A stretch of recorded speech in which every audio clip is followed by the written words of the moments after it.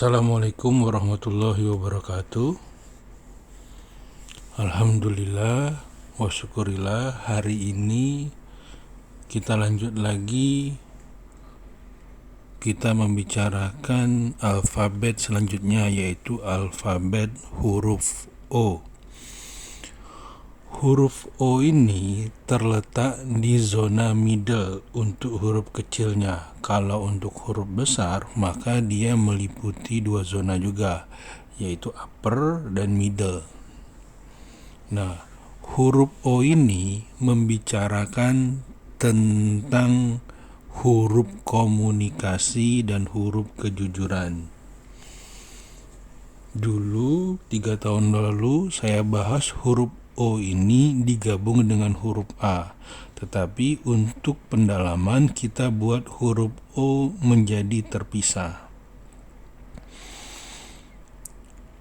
Pertama-tama, pastikan teman-teman menyadari bahwa dalam hukum universal grafologi itu berlaku hukum bolak-balik. Tulisan tangan berubah, maka bentuk karakter juga berubah. Bentuk karakter berubah, maka bentuk tulisan jadi berubah. Dalam melakukan terapi, penting sekali kita menentukan goal terlebih dahulu. Karena semua materi pendalaman ini adalah tujuan utamanya adalah untuk terapi menulis. Sehingga teman-teman wajib menginstal di pikirannya, yaitu terapi menulis menurut Kamus Bahasa Indonesia adalah upaya pemulihan seseorang dari sakit. Menulis menurut KBBI adalah upaya atau membuat bentuk huruf dan angka melalui media pena atau pensil, sehingga terapi menulis itu memiliki arti atau definisi dari kata majemuknya adalah upaya pemulihan seseorang dari sakit dengan mengubah bentuk huruf, bentuk angka dengan melalui tulisan tangannya. Apa saja yang bisa dipulihkan atau apa saja yang bisa disehatkan: sehat hati, sehat pikiran, sehat fisik, sehat keuangan. Minimal 4 ini. Dan kemarin di FB saya sudah share juga jurnal-jurnal yang berhubungan dengan terapi menulis. Banyak, di sana ada 7. Nanti teman-teman baca aja. Nah, sekarang kita akan bahas pendalaman dari huruf O-nya. Huruf O yang paling bagus itu adalah huruf O pada poin 1 dan 3. Sekarang poin 1 dulu, yaitu pastikan bentuknya itu benar-benar bulat dan tidak ada coretan apapun di dalam perut huruf O-nya. Ini mengindikasikan orangnya itu cenderung jujur apa adanya. Dan karena huruf O-nya tertutup, dia bukan tipikal orang yang senang komunikasi terlebih dahulu. Dia cenderung diam, memperhatikan suasana keadaannya, apalagi jika dikombinasi dengan huruf O-nya kecil. Kalau huruf O-nya besar, maka masih bisa itu kombinasi, nanti dia menjadi talkative. Tapi karena huruf O-nya tertutup, kita anggap dia itu retins atau diam. Nah, jika dibandingkan dengan nomor 2, yaitu bentuk hurufnya lebih pipi atau lebih kecil dibanding yang pertama, sehingga di sana ada indikasi hambatan pada dirinya dan kecenderungan untuk malu, serta repression, yaitu menahan perasaan. Dia jadi memipih seperti itu. Secara kejujurannya bagus, tetapi karena bentuknya pipi juga ada kelemahan atau hambatan dibanding nomor 1. Nah, untuk nomor 3 bentuknya juga bulat besar dan terbuka di bagian atas yang mengindikasikan talkative, yaitu hobi berbicara atau selalu ingin menyampaikan informasi yang bagi dia dianggap penting kepada semua orang. Kalau seandainya huruf O-nya kecil dan terbuka, dia ada hambatan tapi hobi bicara. Dikombinasikan nomor 2 itu terbuka di bagian atas, maka dia ada hambatan tetapi hobi bicara. Seperti itu. Sehingga nomor 3, ia mampu menyampaikan apa yang ia pikirkan, ia rasakan, mengalir seperti itu. Ditambah lagi huruf O-nya bersih apa adanya. Sehingga apalagi ditambah kombinasi huruf-huruf fluidity, yaitu huruf F, huruf A, itu juga jadi karakter kreatifnya muncul. Apa yang dia pikirkan, dia rasakan, dia bagus. Nah, hanya saja nanti yang membedakan seandainya pada poin nomor 3 itu lebar bagian atasnya itu makin lebar, maka semakin besar dia ingin menyampaikan informasi sehingga cenderung jadi ember. Tidak bagus juga. Tetapi kalau dia kecil atau proporsional, maka ini menjadi karakter yang bagus untuk seorang marketing atau PR atau salesman. Nah, nomor 4, perhatikan, dia ada loop di bagian kiri. Kalau dalam grafologi, kiri itu mewakili diri sendiri dan masa lalu. Kanan itu mewakili orang lain dan masa depan. Sehingga loop pada sebelah kiri yaitu membohongi dirinya sendiri. Atau bisa juga kita sebut sebagai self-deceive, yaitu cenderung membohongi dirinya sendiri atau melakukan rasionalisasi. Sehingga kalau situasinya yang menurut dia A, kadang-kadang dia ngomong A bisa jadi B, bisa jadi B. Dan ini tanda yang kurang bagus juga. Yang paling bagus tetap poin nomor 1 atau 3. Nah, nomor 5 itu loopnya ada di sebelah kanan, orang lain dan masa depan, atau tanda dalam grafologi disebut dengan secretiveness, di mana dia itu cenderung menyimpan rahasia untuk orang lain, sehingga bagi dia informasi itu cukup untuk dirinya sendiri. Tetapi di satu sisi, seandainya ada kombinasi huruf A terbuka, maka ini juga ciri-ciri apa yang disembunyikan atau dibohongin pada orang lain itu juga bisa tersampaikan. Itu kalau sudah kombinasi.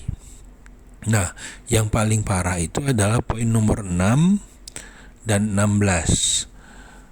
Poin nomor 6 itu terjadi loop kanan kiri dan dia tertutup, sehingga dia membohongi orang lain dan membohongi dirinya sendiri. Sehingga ini kalau dalam tanda grafologi disebut dengan manipulatif. Dan tanda ini apabila dilihat juga nanti dikombinasikan dengan huruf-huruf lain, misalnya seperti poin 18, poin 7, itu indikasi kuat kalau orang ini kecenderungan karakternya itu berbohongnya cukup tinggi. Jadi ingat, dalam grafologi, dalam matematika 1 tambah 1 itu sama dengan 2. Dalam grafologi 1 tambah 1 kecenderungan 2. Kecenderungannya ada, bisa langsung muncul, bisa berupa potensi. Nah, teman-teman harus pandai-pandai melihat situasi. Tapi ingat, dalam hal ini kegunaan kita belajar ini bukan fokus untuk melihat karakter, tetapi untuk menterapi baik diri sendiri ataupun orang lain. Sehingga huruf poin nomor 6 ini bagusnya kita buat berubah menjadi poin 1 atau poin 3. Seperti itu. Nah, poin nomor 7 itu terbuka di bagian bawah. Itu juga ciri-ciri dishonesty, yaitu kurang jujur atau jadinya suka berbohong. Nah, orang-orang seperti ini menggunakan tipu daya untuk kepentingan dirinya sendiri, kurang bertanggung jawab. Jadi, pastikan bagi teman-teman, seandainya terbuka di bagian bawah, maka segera sambung tutup. Dan dalam terapi menulis sehari-hari, saya banyak sekali mendapat teman-teman yang berkarakter ini, tapi saya nggak pernah membicarakan karakternya seperti itu, karena kita tidak tahu apa yang dialami oleh orang tersebut. Yang kita butuhkan, biarin aja, tutup aja, kita fokus pada solusi aja, seperti itu. Nah, poin pada nomor 8 ada beberapa pengertian, di antaranya yaitu kecenderungan juga untuk kriminal. Kedua, juga tanda berpikir atau berpola step by step. Tinggal nanti kita lihat kombinasi tanda lain, sehingga bisa kita lihat kombinasinya. Nah, untuk poin nomor 9 dan 10 ini berkebalikan. Pada poin nomor 9, huruf O-nya itu terbuka di bagian kanan, nomor 10 itu terbuka di bagian kiri. Terbuka di bagian kanan itu mengindikasikan, ingat, kanan itu orang lain dan masa depan, kiri itu masa lalu dan diri sendiri. Sehingga dia cenderung terus terang kepada orang-orang lain. Dan kalau di sebelah kiri, itu menggambarkan seseorang yang kurang bijaksana dalam berkomunikasi dan cenderung membual atau tidak mengatakan apa adanya. Seperti itu. Bahkan ada beberapa referensi yang mengatakan kalau dia menulis atau ada lubang di sebelah kiri, itu cenderung membicarakan orang lain tetapi di belakang orang tersebut, tidak berani berterus terang apa adanya. Beda dengan nomor 9, dia mengatakan kepada orang itu langsung di depannya. Seperti itu. Jadi sedikit berbeda dengan yang sudah-sudah. Nah, untuk poin nomor 11, ini nanti ada hubungannya dengan 19. Nah, poin nomor 11 ini sama seperti, nanti teman-teman coba lihat lagi video pada huruf A kapital, yaitu terjadi cross pada bagian atas. Kalau di huruf A besar itu cenderung dia keras dan cenderung keinginan untuk berantem atau membela dirinya cukup tegas. Nah, untuk nomor poin 11 ini, seseorang yang cenderung tegas tetapi ada sisi serakah dan kurang dapat dipercaya atau kurang jujur juga. Jadi segala sesuatu yang kurang bersih pada huruf O itu membentuk karakter yang kurang jujur. Nah, jadi balik lagi, huruf O, huruf A itu wajib bersih di bagian middle, tidak boleh kemasukan garis apapun, apalagi di ditulis atau dimasuki garis, walaupun istilahnya ada grafolo yang mengistilahkan rambut, ada grafolo yang mengistilahkan goresan, ada grafolo yang mengistilahkan loop, apapun itu. Nah, huruf 12 ini itu sama seperti prinsipnya sama seperti poin 3, tetapi efeknya beda jauh. Nomor 12 itu dia sangat hobi berbicara dan dia ingin mengatur-ngatur orang lain. Serta apa yang dia bicarakan, apalagi seandainya nanti kombinasinya huruf besar, itu keinginan untuk diperhatikannya besar banget. Itu sudah tanda kombinasi nanti. Nah, kalau dia nanti hurufnya kecil, itu dia ingin berbicara atau membual, tetapi hanya di lingkungan dia sendiri. Tidak berani di lingkungan di luar dia atau di luar kebiasaannya. Beda dengan kalau dia bentuk huruf besar, dia berani di mana saja. Nah, untuk poin 13 ini mirip dengan nomor 4, tetapi dia berupa rambut. Sehingga orang-orang yang menulis seperti ini mencirikan juga kurang jujur pada diri sendiri, sehingga masuk kategori sama, deceitful. Walaupun bentuknya kalau nomor 4 loop, nomor 13 bukan loop, tapi prinsipnya sama. Sehingga bagi teman-teman, pastikan menulis dengan bersih. Nah, sama 14, hanya bedanya huruf O-nya itu membentuk kail.